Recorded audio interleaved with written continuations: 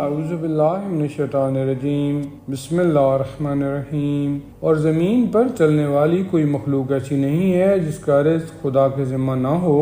وہ ہر ایک کے سونپے جانے کی جگہ اور اس کے قرار کی منزل کو جانتا ہے، اور سب کچھ کتاب مبین میں محفوظ ہے۔ اور وہی وہ ہے جس نے آسمانوں اور زمین کو 6 دنوں میں پیدا کیا ہے، اور اس کا تخت اقتدار پانی پر تھا تاکہ تمہیں آزمائے کہ تم میں سب سے بہتر عمل کرنے والا کون ہے۔ اور اگر آپ کہیں گے کہ تم لوگ موت کے بعد پھر اٹھائے جانے والے ہو، تو یہ کافر کہیں گے کہ یہ تو صرف ایک کھلا ہوا جادو ہے، اور اگر ہم ان کے عذاب کو ایک معینہ مدت کے لیے ٹال دیں تو طنز کریں گے کہ عذاب کو کس چیز نے روک لیا ہے۔ آگاہ ہو جاؤ کہ جس دن عذاب آ جائے گا تو پھر پلٹنے والا نہیں ہے، اور پھر وہ عذاب ان کو ہر طرف سے گھیر لے گا جس کا یہ مذاق اڑا رہے تھے۔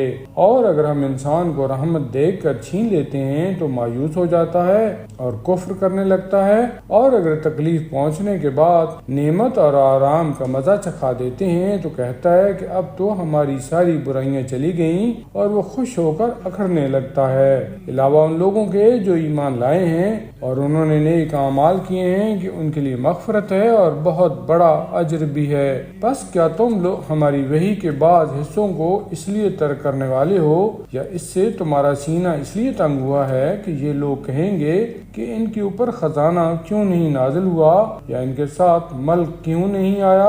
تو آپ صرف عذاب الہی سے ڈرانے والے ہیں، اور اللہ ہر شے کا نگران اور ذمہ دار ہے۔ کیا یہ لوگ کہتے ہیں کہ یہ قرآن بندے نے گھڑ لیا ہے؟ تو کہہ دیجئے کہ اس کے جیسے 10 سورہ گھڑ کر تم بھی لے آؤ، اور اللہ کے علاوہ جس کو چاہو اپنی مدد کے لیے بلا لو اگر تم اپنی بات میں سچے ہو۔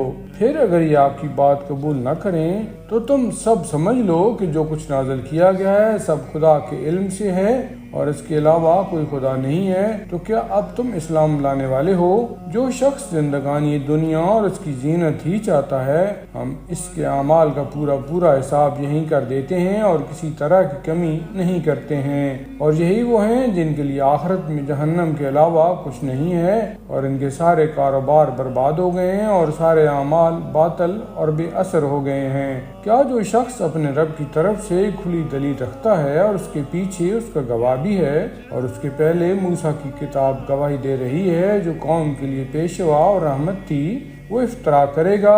بے شک صاحبان ایمان اسی پر ایمان رکھتے ہیں، اور جو لوگ اس کا انکار کرتے ہیں ان کا ٹھکانہ جہنم ہے۔ تو خبردار، تم اس قرآن کی طرف سے شک میں مبتلا نہ ہونا، یہ خدا کی طرف سے برحق ہے، اگرچہ اکثر لوگ اس پر ایمان نہیں لاتے ہیں۔ اور اس سے بڑا ظالم کون ہے جو اللہ پر جھوٹا الزام لگاتا ہے؟ یہی وہ لوگ ہیں جو خدا کے سامنے پیش کیے جائیں گے تو سارے گواہ گواہی دیں گے کہ ان لوگوں نے خدا کے بارے میں غلط بیانی سے کام لیا ہے۔